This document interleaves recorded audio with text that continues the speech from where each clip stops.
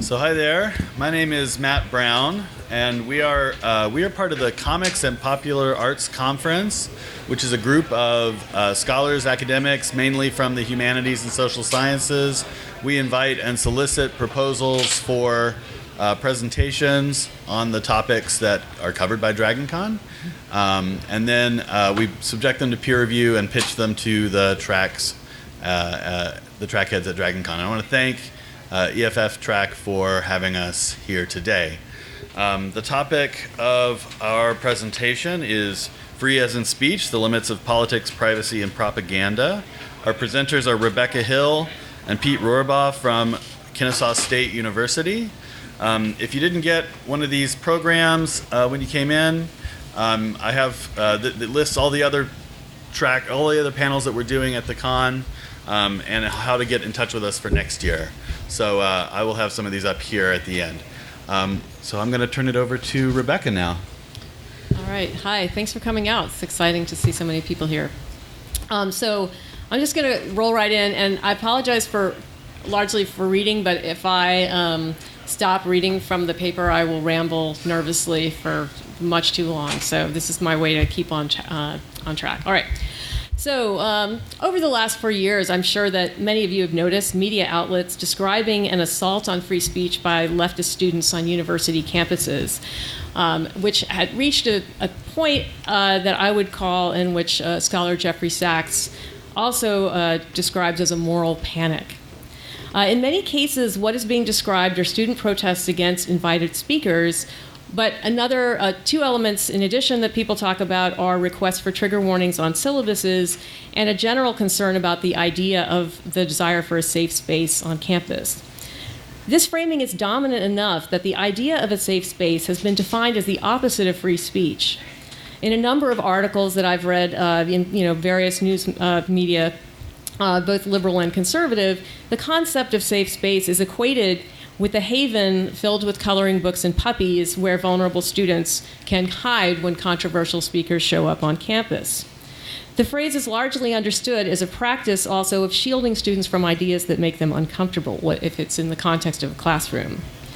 My commentary today will also address online dynamics and the functioning of safe spaces there, and try to explore a little bit how the online dynamics are interacting with what's happening on campuses. But what I'm going to argue is that the stake in this debate is really not so much about free speech as it is about people's need to feel accepted in communities, and to the extent to which it's possible at this point to create spaces for conversations among ideologically and demographically mixed groups in our increasingly polarizing society. So a lot of the studies of attitudes about free speech on campus come to have their most significant findings that students experience self-censorship.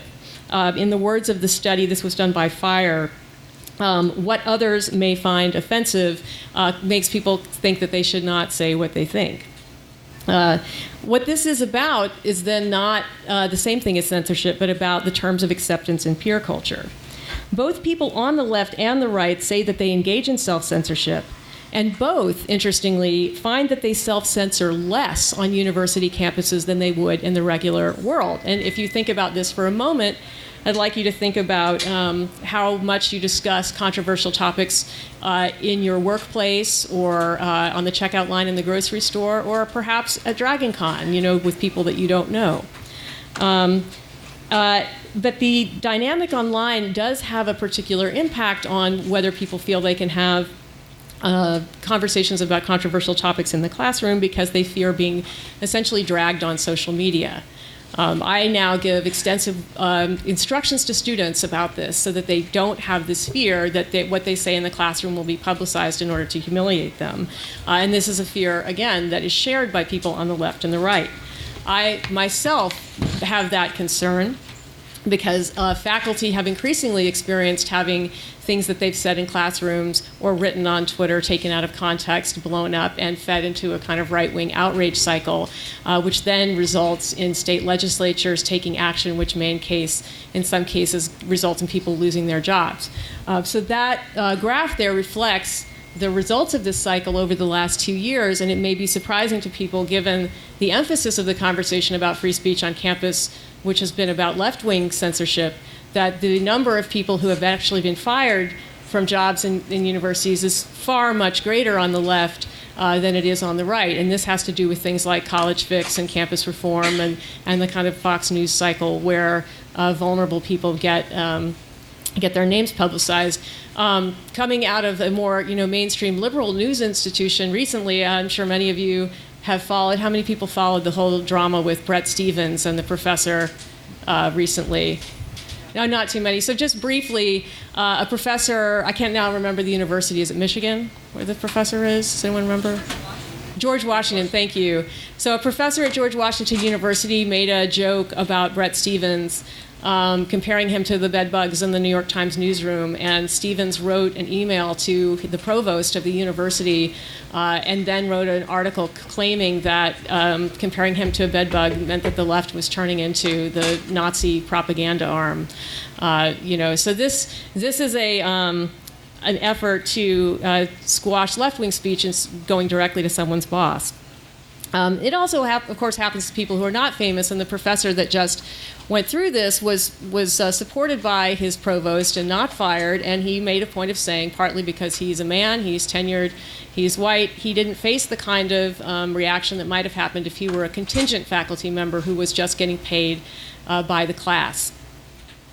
But the fear of public shaming that students experience and that faculty experience is part of a larger dynamic that's the context for university life, and that includes persistent racial segregation and the more recently noted phenomenon, I think this is my sort of speculative point, of ideological sorting and polarization geographically. How many of you are familiar with the book by a guy named Bill Bishop called The Big Sort? So in this book, and there's another great book by a woman named Liliana Mason called Uncivil Agreement, which looks at how increasingly where people live, they are rarely mixing with people of different ideological beliefs. So, I mean, the term being used in sort of popular discourse about this is tribalism, right? I'm a little bit wary of that term, but I do think the sorting is worth thinking about, because what it means is if you live in a community where you rarely encounter people of different political views, if you go to a school where you rarely encounter, like in high school or elementary school, based on residential patterns, or if you're homeschooled especially, you rarely are in a situation where you're confronted with people who think differently from you or have different experiences from you. And what we're seeing now is that those people come to college and are expected in a college classroom, from the first day potentially to discuss very controversial subjects in rooms full of people who may not have their same experiences and who may not come from the same kinds of political beliefs. In other words, we shouldn't actually be surprised that there's conflict on campus given the context that we're in. And in that case, self-censorship also shouldn't be surprising. I think about this a lot in terms of when I'm here at DragonCon, because I would say that we engage in considerable self-censorship at DragonCon, despite our willingness to let our nerd and freak flags fly. If you frequent the DragonCon Facebook page, you know that any time that anyone brings up a political subject there's kind of a group opposition to this on the basis that you're kind of ruining the fun, right? Like, you don't want to raise things that will create conflict. So we all, for the moment of being here, for the sake of getting along, will put certain kinds of things aside. Well, that's self-censorship, right? Is that necessarily a bad thing? Is that the fall of free speech? I don't think we talk about it that way. We understand as part of communities that communities have norms that they enforce through informal means, not through state governance, right? And that these norms are what the struggle is about, but the term free speech is being used to explain it. So as political stakes have become more urgent, what is happening is that people want to create social spaces, whether those spaces are face-to-face or online, where they may freely express their opinions without being sanctioned, but they feel these spaces aren't available. So this isn't new or a level of intolerance from the left, but it is a reaction across the political spectrum to political polarization. People want respite from conflict, and they seek a place to belong and be accepted for who they are. everyone wants a safe space. But some people call the safe space free speech because what they want to feel safe doing is expressing their opinions without being criticized or subject to shame and ridicule. So I'll start with the left because this is where the actual term safe space originated, which is actually out of feminist pedagogy, and it means something quite different from the way it's been described with puppies and coloring books. When I learned about this concept when I was a graduate student and I took courses in feminist pedagogy, it had to do with how do you structure a conversation in a classroom that's going to be inclusive of all the members of the people so that they can all participate feeling comfortable doing so. And this may have, as often was based on scholarship that also noted that from early schooling, boys in classrooms talk more than girls do, and that this is a pattern that's then, followed all the way through adulthood. So in feminist pedagogy, people wanted to develop what would be the techniques to help girls speak more in class.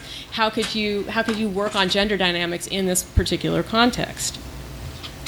And scholarship in pedagogy, which tries to make sure that classroom dynamics are effective for the students in the room, have never said that an unregulated free-for-all where everybody just competes for space is the best way for people to learn, right? And that's the sort of construction, I think, that's the imagination of what means an uncensored space.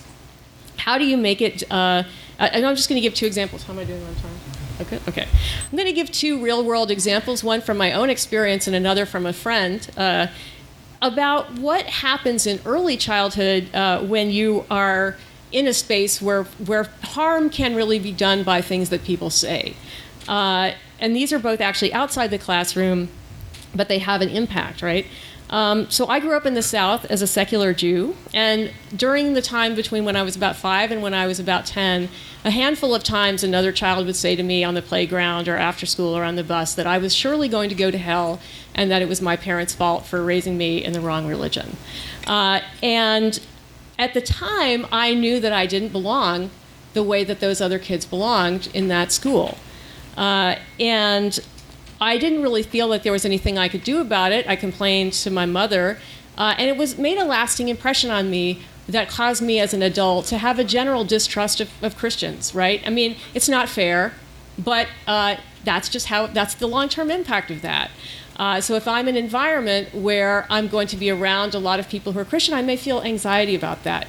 So does that mean that I need to be protected from them or that I'm asking to be? No, but it's an acknowledgement that speech does have a lasting impact on people, and I think it especially happens in schooling situations when people are quite young. The other example, I was encountered recently a friend who's a lesbian whose daughter, after having been homeschooled, has finally gone to a public school, and she was very distraught and came home crying after some of her classmates used the word gay as a pejorative, not necessarily meaning gays and lesbians, but she was very upset because she was sort of encountering in real time in her peer space that the way she grew up and that her family was not accepted and was not normal, right? And so these are experiences that will be carried into adulthood by the people who have them, and they're very, very common, and they express the norms that we all live in as we accept the kinds of communities that we create, right?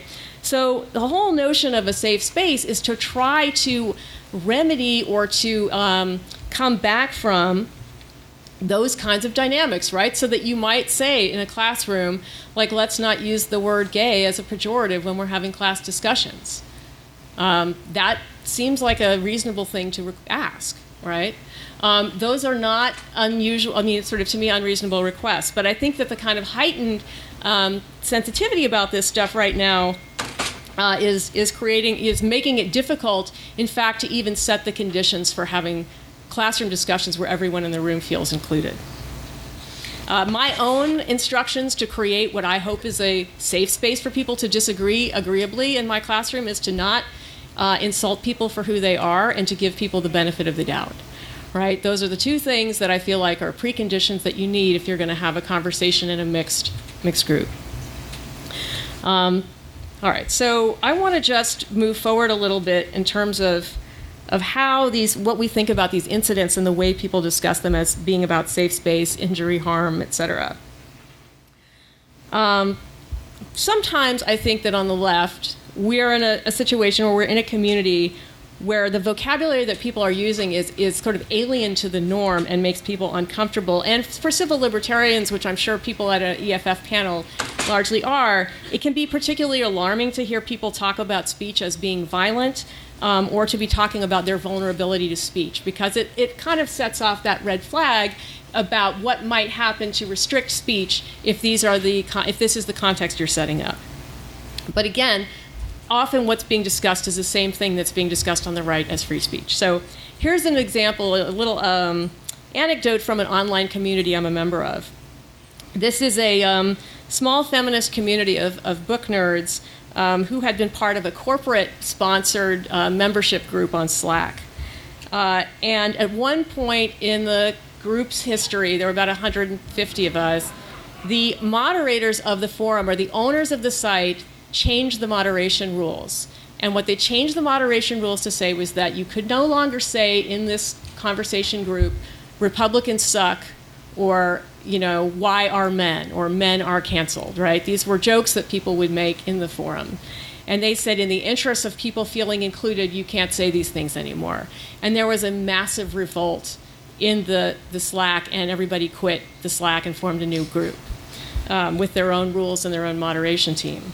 But what was interesting about this was that the people in the Slack did not refer to what was being done as censorship. They referred to it as making them unsafe. And I, as a Gen X person, was really confused by what they were talking about. Like, I don't feel unsafe because I can't say men suck. Like, what do you even mean, right? So, I thought, like, but what they articulated, and as I sort of listened to them talk about it, their idea was sort of that if they can't say these things and the other people are being made comfortable, then it's going to be uncomfortable for them or unsafe for them if people who are uncomfortable about what they're saying are allowed to be there, right? So it's kind of an idea that their ability to say that keeps people that are dangerous from them out of the space. I would say that this is largely the exact same thing that's happening on the right. So in that case, but we see this in a much larger scale, like say when Reddit changes its forum rules, or there's a moderation conflict around Reddit, right? Or a board gets banned, or a board gets quarantined. But that becomes a major news story because it's seen as a real issue for free speech that we should all pay attention to. And yet what's happening is that people want to be able to say the things that they say in this environment where, to them, it's like they need the space where they're going to be allowed to use these terms, right? So they want to be accepted, like my friends in the book chat, in a group where people don't hurt them with words, right? The word being racist, that's the scare word, right? Like if you call someone a racist, it's now, in fact, I've even seen a hashtag of people arguing that calling a white person a racist is the equivalent of calling a black person the N-word, right? This is the way people are discussing this now, right? They are adapting the same kinds of language of being done harm by words, but the harm is being phrased around censorship and silencing rather than around, I need to feel safe in my group and I want to feel accepted by my peers. Another example of that, because I know people were surprised, I found on Quora a bizarre question asking if wearing a Trump hat is the equivalent to wearing the yellow star, right? So there's a sense that people feel, or Trump supporters saying that they don't feel that they can say publicly that they support Trump, or people will criticize them and shame them, et cetera, right? That's what happens when you live in a society when you are in a political minority, right? Your views are people don't like what you have to say, and they will criticize you for saying it, right? So this is a kind of common response to a lot of the hand-wringing about self-censorship being an actual censorship. And so I don't want to totally beat that particular dead horse, but what I will do, I'm just going to skip to the last point I want to make here, is that two things are problematic about this that I think are worth thinking about beyond just saying, free speech doesn't mean free speech free from criticism. being free from criticism in the forums, these kinds of safe space forums or these kinds of ideologically unified bubbles that people are forming online is part of what makes it harder to have conversations in other spaces. It's in fact what makes it more important that we really think about setting rules for conversations in classrooms so that people can cross those boundaries and don't try to follow the rules of their online forums where they have more ideological unity and validation.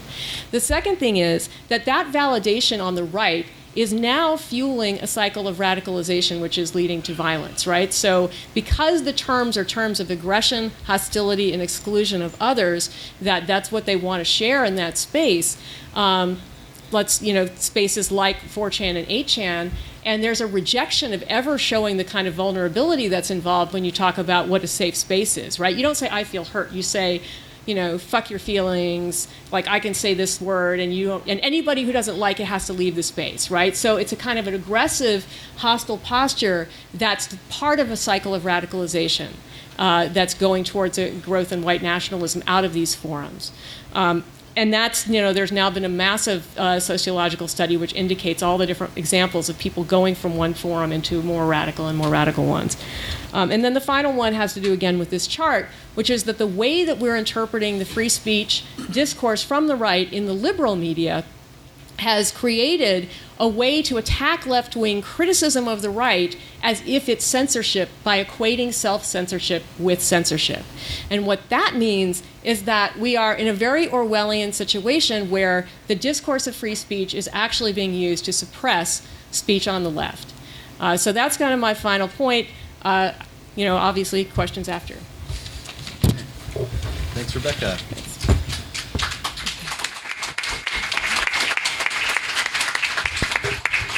So we'll hold questions till the end. We're going to go straight into Pete's talk.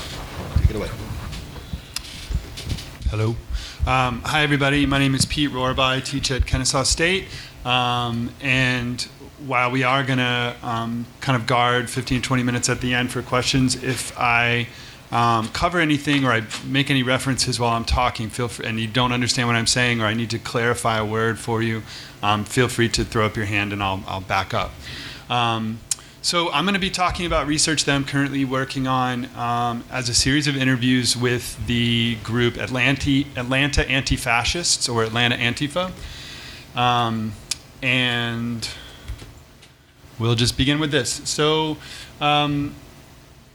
many people have heard, raise your hand if you've heard of a group called Antifa somewhere in the United States. Okay, there we go. You guys are way over the amount of, I pitch this, I talk to people about this project all the time, and sometimes people just look at me like I've never heard what that is.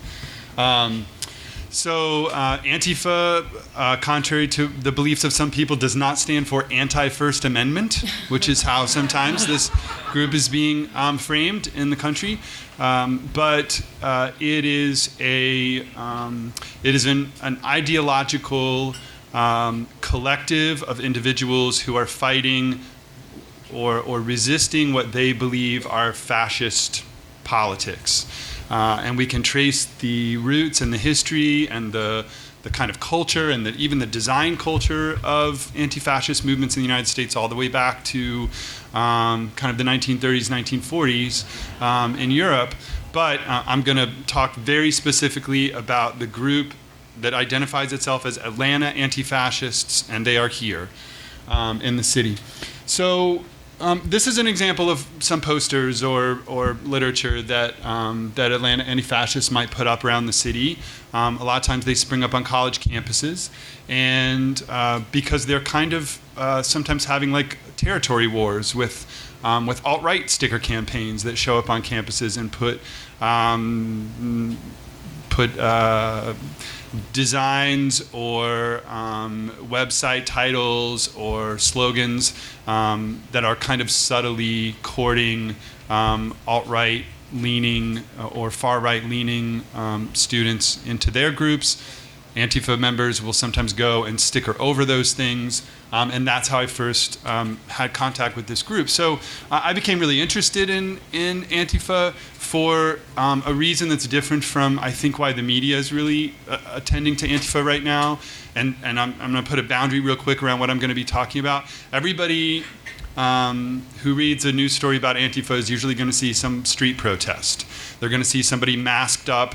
They're going to see somebody bleeding out of their eyeballs or something like that, or whatever. And I am less interested in that activity from anti-fascist collective units in the United States and in Atlanta. I'm interested instead in their doxing methodologies. So my work is focusing on how they use the internet, how they identify white supremacy, white nationalist, Nazi targets in their local areas, and then what they do to process that information and then make it public.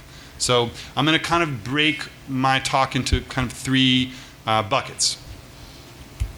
And the first bucket is just to talk through or give you some examples of how the Atlanta Anti-Fascist group identifies a goal and then sets out to achieve that goal.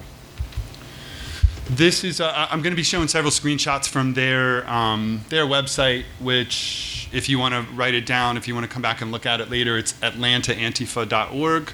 But also, if you want me to show you where to find these slides later, I can do that. This is a screen capture from one of their earliest, well, not one of their earliest, but one of the earliest objectives that they kind of identified. In 2016, a group of activists in Atlanta that had been doing various different work decided to kind of band together and call themselves Atlanta Anti-Fascist. One of the first things that they worked on was there were all these stickers for alt-right and white nationalist groups that were showing up on the Georgia State campus, which is just down the street if you're from out of town, and in Inman Park, which is a neighborhood that's just a couple miles to the east of us. And the folks in the organization decided that they really wanted to find out who this person was, because it seemed like there was some consistency to these sticker campaigns. They started tracking them. So they started kind of like documenting where they were showing up. Every time they showed up, they put some sticker of their own over it. They traced and traced and traced, and it took about, this was happening right around the time that Trump was about to be elected. So we're talking August 2016. By March of the next year, 2017, they had identified this individual, Casey Jordan Cooper, who had been a student at Georgia State and then had graduated on and moved into law school at John Marshall Law School, which is just up the road a little bit, still in Atlanta. And they had done that by just a pretty significant amount of data collection, by just finding where stickers were, tracking when they popped up, finding a specific Twitter account that was posting pictures of the stickers almost pretty much as soon as they were popping up. That Twitter account had, obviously an anonymized handle. It didn't have anybody's name in it, and so they just kind of kept working and kept working, and eventually, they went to the lengths of finding a picture that this Twitter account had put online of some plant that was outside the house of the person who used the Twitter account. This Twitter account was also the one that was signaling all the stickers in Inman Park and Georgia State University. And they went so far as to figure out where they thought this person lived, to go to that person's house, to take pictures of the actual plant that this person had put on Twitter in an effort to prove to the internet, we have found this guy. No, this guy is not saying publicly, I, Casey Jordan, am managing this account and putting up these stickers. And we're going to get to this closer to the end. But there is a significant margin of uncertainty that the members of Atlanta Antifascists try to compress and compress and compress. And when they get to a certain, very thin, according to them, margin of uncertainty, they go public with it. So this is just an example of how their research in the physical world and their research in the digital world kind of overlap, because they have to use stuff in the physical world to then go to the digital world and prove that what they think is true is actually true. Here's another example. Several years ago, there was an overt Ku Klux Klan rally at Stone Mountain called Rock Stone Mountain. It was about 2 or 3 years ago. And counter-protesters met against those individuals, and it was a mess. Short story. And 2 years later, this group starts boosting the idea that they're going to hold Rockstone Mountain 2. And this whole narrative unfolds where the group of individuals who are promoting this event under a specific name, but not with specific individuals' names, apply for a permit. The permit gets accepted, then the permit gets denied. Then they castigate Stone Mountain, and they say that their free speech is being violated or whatever, and back and forth and back and forth. So while all of this is going on, members of Atlanta Antifa are following this story, and they're digging. They're constantly digging. So they're going to the website that Rockstone Mountain 2 is being promoted on. They're looking at all the followers of that page. They're looking at all the people who are liking things on that page or commenting on that page. A lot of times those people are not identified by their names, and they're just building this kind of like wide net to figure out who really are the people in the real world who are promoting this event. They eventually come up with this guy, John Michael Estes, who in specific YouTube videos, you can actually see this individual kind of taking ownership of the event, although you have to get to some digging.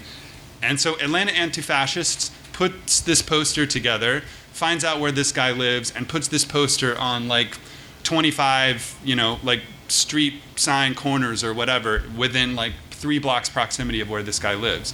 They then dox his wife, who works just down the street at Delta as a gate agent or as a customer relations person. And all of this stuff is being published on their website. So when they roll out a post about John Michael Estes, and then a week or two later they roll out a post on Jeanette, and we'll come back to that. Rockstone Mountain 2 kind of falls apart. Not necessarily just because of this, but this certainly tips. It certainly starts tipping dominoes. This is happening like 2 or 3 weeks before the event is supposed to happen. Then there happens to be all this infighting between the 3 or 4 white nationalists and KKK groups that are trying to kind of collaborate on the event. By a week before the event, nobody's even sure whether there's going to be an event. The permit has been denied. Everybody's saying, well, we're going to show up at this one place where they can't prevent us from showing up. But the outing of this individual, from the perspective of the members of Atlanta Antifascists, is a significant tipping point for making the public aware of what's going on, for identifying who the organizer is, and in making the public life of that individual harder. This also is an example of an organization that partnered with Atlanta Antifascist in order to build kind of a counter-protest movement against Rockstone Mountain 2. They were called Flower. This group had scheduled to show up and double or triple outnumber the Rockstone Mountain 2 folks and meet them wherever it was that they were going to meet. So when that kind of stuff happens, Atlanta Antifa will not necessarily make things public that they're learning, because once they make a location public, then they kind of take away their ability to counter-protest about that location. So this is an example of how some things they release publicly, some things they keep to themselves. They kept the location of where this event was supposed to be that they had learned to themselves because they wanted to make sure that they could have their people show up there and they weren't pushing, that those people weren't moving to somewhere else. Eventually, no KKK or white nationalist individual shows up of any sort at Stone Mountain back in February. This is this February. But 300 or 400 counter-protesters show up and have a parade and celebrate the fact that they've prevented that event from happening. Another thing that sometimes Atlanta Antifascists will do, and they usually do it once a year, right around the beginning of the year, is they'll put up a post that says, hey, if you have been working in white supremacist or white nationalist or Nazi circles in and around Atlanta for the last year, we probably know who you are. We've probably done some digging on you. We know who your friends are. You probably don't like us very much. Let's take an opportunity to kind of put down put down our arms and just invite you to quit doing the stuff that you're doing. Basically, it's like a come to Jesus blog post. You can quit. You can just stop. That's all we want you to do. This is the message from Atlanta Antifa. And also, they will push those individuals toward resources that help them kind of basically unplug from that, from those networks. And there are examples. In fact, just this last year, this is the one that went up January 2019. There was this guy, Josh Bates, and I think this is in December. Yeah, this is before the post even goes up. A guy they had been following, a guy they had doxxed, who basically goes onto the internet and says, I'm done with this stuff. I'm not doing this stuff anymore. He posted video of himself burning his garments, his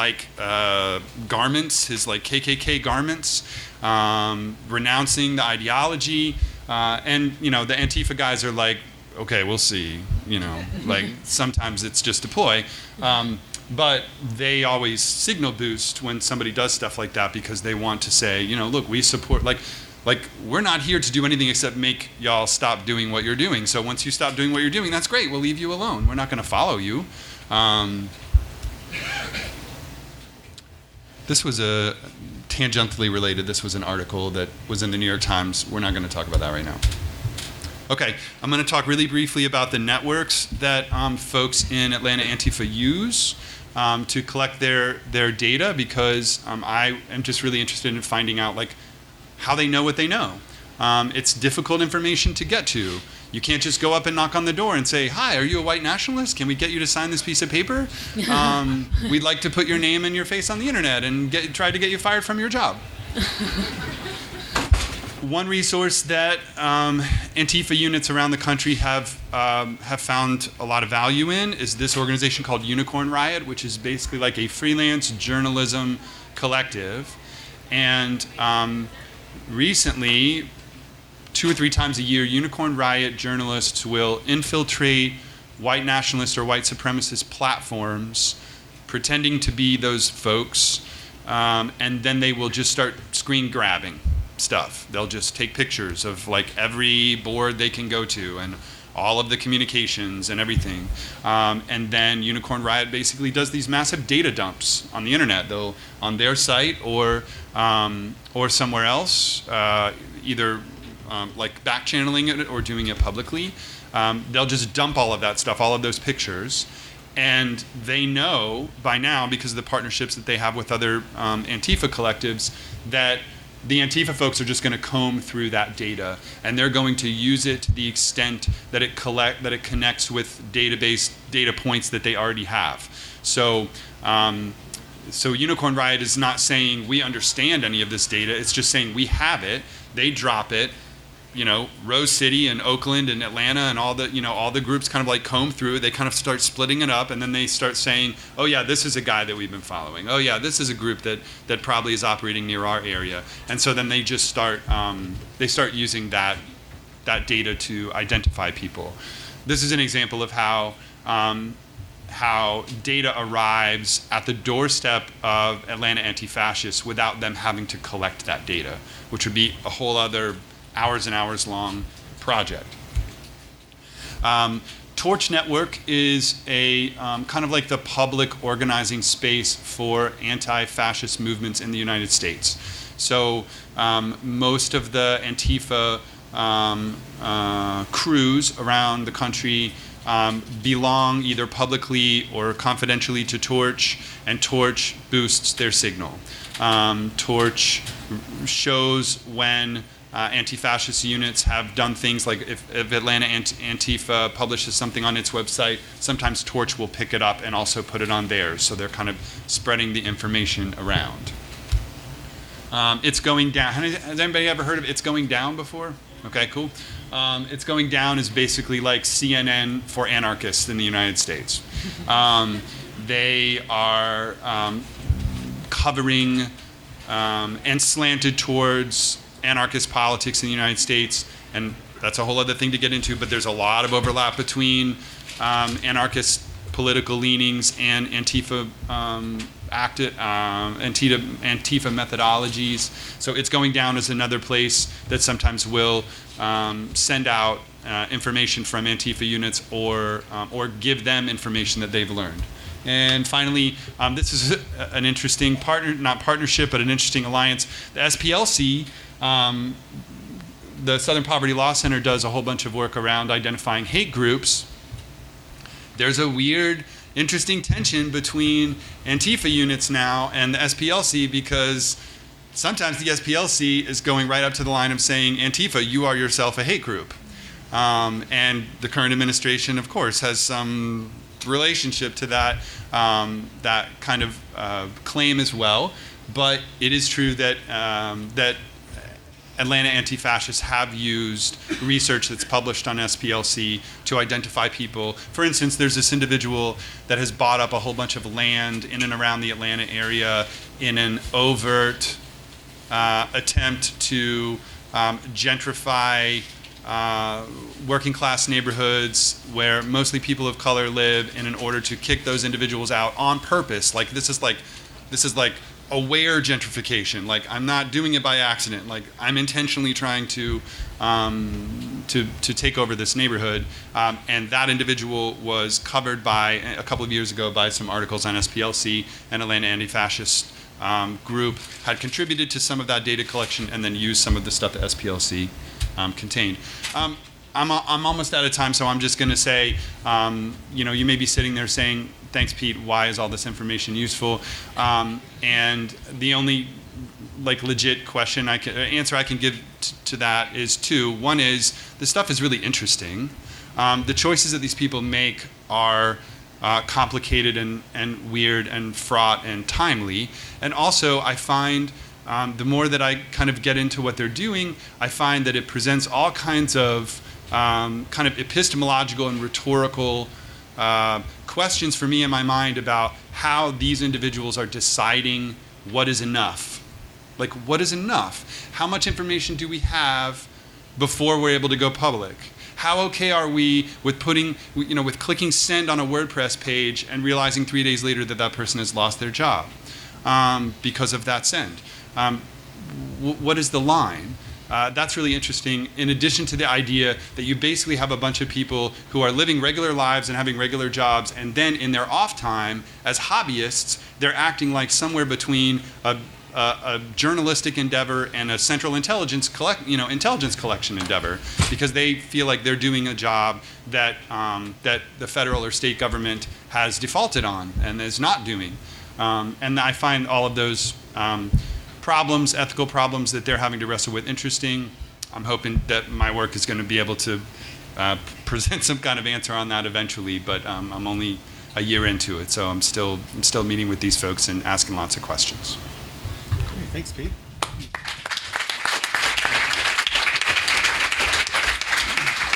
Okay, so we have time for questions, and I think we might have some kind of microphone. Is that true? Right here. Okay. So. If you have a question, just wait until you get the orange box. Please. When Atlanta Antifa is going to dox someone, do they have a policy of warning them before they do it? Like, hey, cut out, or we're going to dox you, we're going to give you this chance at a reprieve, or it's just, no, send, now you're out there in the world?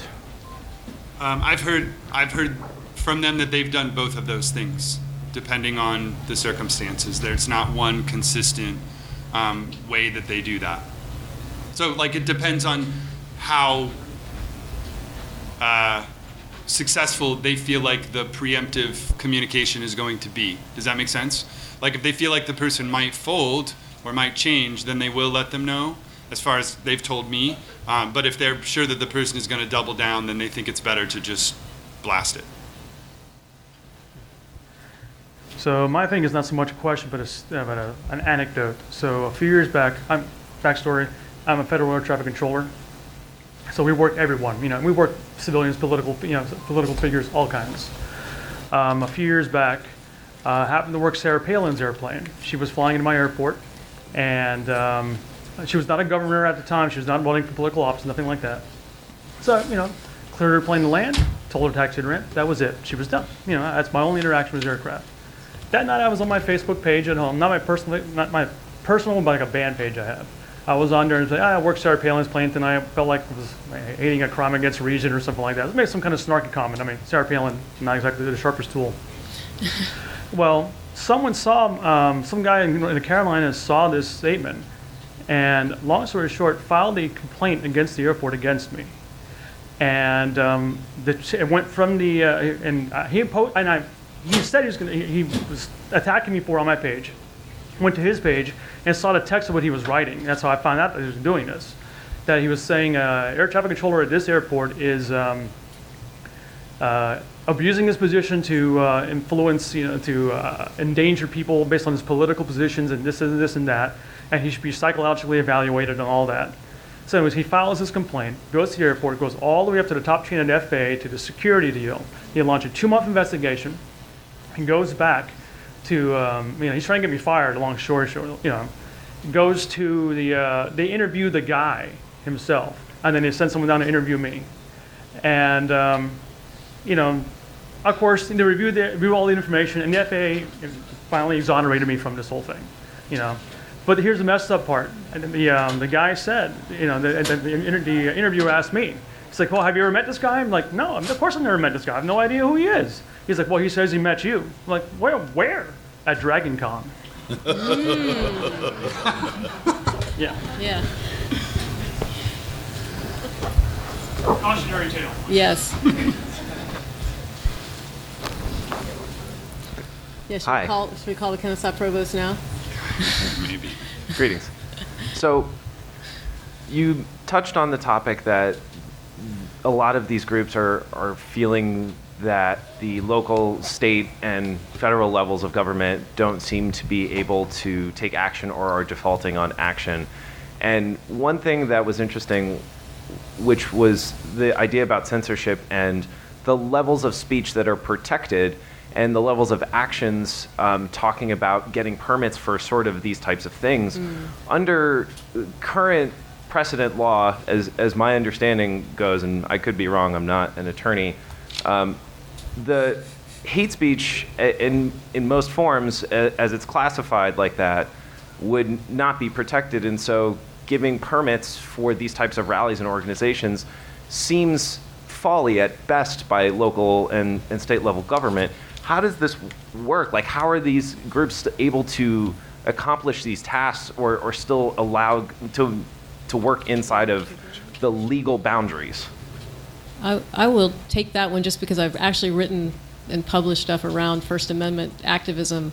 And depending on how you define what you're talking about when you say hate speech is not permitted, I mean, for better or worse, the Supreme Court has decided that the Klan is allowed to go on marches in which they express their political beliefs. What is actionable speech is more direct, credible threats against individuals. But I will say that, the way the law is defined, right? But what in practice tends to happen, at least in my observations of looking at how free speech laws are interpreted and enforced, is that they have always been used more intensely against people on the left than against people on the right.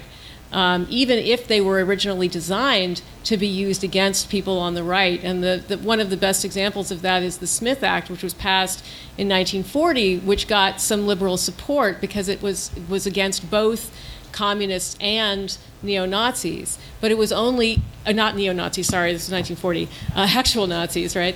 Original Nazis, the original type, yes. The OGs, yeah. But they defined what the only people who have ever been actually imprisoned under that law were communists. And some of those communists actually supported the Smith Act when it was being legislated, partly because it was going to be used against Trotskyists, who they were in a factional fight with. So, and they supported the jailing of those Trotskyists by that same law. So we wind up that's the way it's been interpreted. The other thing I often raise when talking with people about why I think that aspects of some of these groups, these political organizations, especially skinheads or Klan members, we should treat them the same way that we treat street gangs. Because street gangs often argue that they have a political ideology, but they're treated as criminal organizations whose purpose is wholly criminal, for whom the ideology is some sort of fig leaf.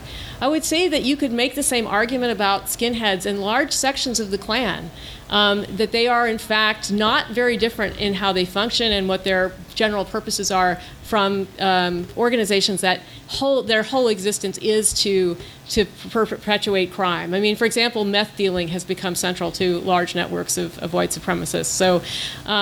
So I mean, that's another way of thinking about this legally. Why is Klan speech, why is the Klan understood as a normal political organization, and say, the Crips are not? I would just add real quick too that from an Atlanta anti-fascist perspective, because I've posed this question to them before, a lot of us, I think about First Amendment and how to protect it and what the rules are and all of that stuff. And I think that they're operating on a different level. I mean, as pretty avowed anarchists, maybe this doesn't describe everyone, but there's a contingent of them that say, we don't really care what protected speech is or not. All we want to do is contest speech that we find dangerous to vulnerable people. If the government wants to make it illegal or not, we're not even trying to make the government do anything. We're addressing this ourselves because that is a more kind of anarchist orientation, if that makes sense. Right, good afternoon. If you study the history of protests, all the way going back to the 1960s and beyond, you find that throughout the history of the protests, there's often been an element of outside influence. Occasionally, people like infiltrating groups to motivate them. There were, and I know some of you may think it's a little conspiracy theory, but it's actually documented. It's been unclassified. A lot of the '60s protest groups were actually funded by the KGB at the time. Again, it's out there. But also, there have been cases where one group on one side would infiltrate and support another group, and then stage incidents to draw them out, cause protests, just to find out, okay, who belongs to this group and how can we deal with them. There's even some theory, there's a theory that the original Tiananmen Square incident was, the initial instigation for that was done at the Chinese government, but it grew out of hand from what they expanded. Again, that's just one theory. I'm not saying it's accurate, just out there. Have any of you seen any indication of any incidents of this kind of thing happening current day? Because with the internet and the anonymity the internet provides, it's so easy to claim to be something and just throw something out there and see who reacts. So. I'll say one thing. Okay. If you've read the Mueller report, one of the most bizarre incidents that happened that's described there is that there was a rally, not the same one you're talking about, at Stone Mountain, I think in 2014, for which both sides were organized by the Internet Research Agency in Russia. So so that's one of the most bizarre. I mean, that was here in Georgia. That's like, I read that section. It's fascinating. Also, I'll say I haven't learned, my research is very narrow. I'm not researching Antifa across the country. I'm looking at, this handful of individuals in Atlanta that I can put my eyeballs on. And, the only thing I can say about that is that this group is very aware of the possibility of infiltration. And it constantly brings up this idea in my mind that it's not paranoia if the threat is real. Sometimes I think, oh, they're very paranoid. And then I think, well, actually, that's probably, I need to frame that differently. It took me months of emailing a person whose name I did not know before this group would ever even sit down and talk to me. And it's taken months after that to develop a rapport where there's any kind of trust. So I can at least say, I don't know about the people that they're working against, that they're the white supremacist groups that they're working against. I would imagine they're concerned about the same things, but this group specifically has been very worried about the kinds of things that you're talking about. Hi, I'm not from here, so I wrote my question so my English-speaking brain doesn't turn off in the middle of the question. No problem. So I'm a political science and international studies major. My thesis is being done in the rise of the far right in the world. And I read a lot about this exact subject, and one of the research that I read a while ago was that people don't really trust, in the United States, people don't trust that the government would regulate what they can say or cannot say. And something that was very interesting to me while you were speaking about it was Germany came to my mind, because I feel like they're the candidates, like there's not even like political discussions because the candidates cannot even, like they have a couple of weeks and it's not like them attacking each other. It's basically just like, yes, your proposal is really good, but here's what I have to add, and that's why it's not like really like I'm better than you are sort of thing. And also because like there you literally go to jail just by saying anything that could be considered racist or supremacist and everything. So do you think that it would be a solution for all of this, when you said that, like, how do you know when it's enough? How do you regulate, like, where to draw the line? Do you think that government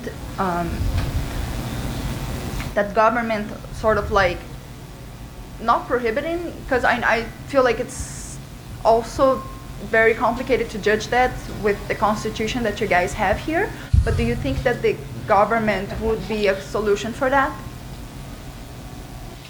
No.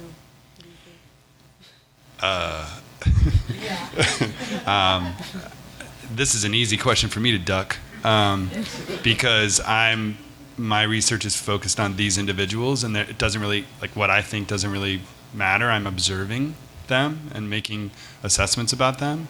But I think that, I mean, just personally separate from all of that, yeah, I think it would be problematic for the government to do that, and it's been problematic for Germans for the government to do that, and that control came at the behest of other countries who had won a war over that country and then imposed those upon them. So, yeah. Yeah, I don't think so. I mean, I don't think that there's a good way to pass such a law without having it have a very bad impact on the speech that people would like to have. You know, that's sort of the compromise that we've made, in this country, I think. There's a thing that the ACLU, people inside the ACLU will say sometimes. Do you know this organization, ACLU? American Civil Liberties Union? Yeah. Okay. Sometimes activists for that organization will say hate speech is free speech, meaning, like, even if I'm saying something hateful and dangerous and racist and threatening to someone else, I still have that speech is still protected because whatever the argument they make about that, and that's debatable. It's not necessarily resolved that that's true, but I know that Atlanta Antifa. People inside of that movement, I think, would have an issue with free speech stuff getting complicated because they are themselves benefiting from the First Amendment by publishing all of this stuff. If you can't say it, then you can't out it. If you can't out it, you can't confront. You know, like there's this whole chain of stuff. So, if you get defined as a terrorist organization, you can't exist as a normal political body, right? Yeah. Okay, one more quick question, please. Nope, it's done. There it goes. Talking about her idea about the government actually being able to regulate any of this. I think we have a very urban view of what you were looking at with Atlanta Antifa, you know, what you're talking about safe spaces. When you get out of the city and you get into rural areas, you realize the government is local, and a lot of these people do have very strong ties to, they might not even call it white nationalism. They're just good old boys. I go out to Georgia shelters all over the southeast to do animal rescue, and these are, you know, county shelters, and a lot of them have, I'll just call artifacts sitting in offices that are very obvious. You know, they're Klan members or they're some members of some organization, and these are, you know, government officials. So when we talk about government having a view in speech, governments means different things to different people. Yeah. This is why we don't want to give them the power to shut us down, but they will use it anyway, right? In practice, it's very different from what it is in theory. Oh yeah, some of these people scare me. I mean, I get in, I get the dog, I get the heck out. That is why I do not have any kind of political stickers on my car. I don't wear anything overtly political. I don't say anything. I sound even more like a Waffle House waitress than I usually do, and I get the heck out of Dodge. Yeah. If you took a map of all the people that have been doxxed on the site that I showed you, you would find that very, very few of them are within the city limits. Yeah. Like Atlanta Antifascists, they're all living here, but all the people that they're paying attention to are usually outside. And I'll just throw in on the rural-urban thing. If you look at that, what the stuff I was talking about in terms of ideological, residential sort of ideological clustering. I mean, it's very urban-rural in how those maps look. If you look at the Brian Kemp election maps, you'll see that too. And I would say that part of the conflict that's happening in large state universities in particular is those populations coming together in classrooms, right? Because they have, on both sides, they're in environments where they're just really not interacting with or ever encountering in real life people who have very different political views, and they view each other as enemies. And that is a very hard line to negotiate if you're teaching in a classroom with, say, 40 people in it. All right, that's all the time we have. Please remember to rate us in the app.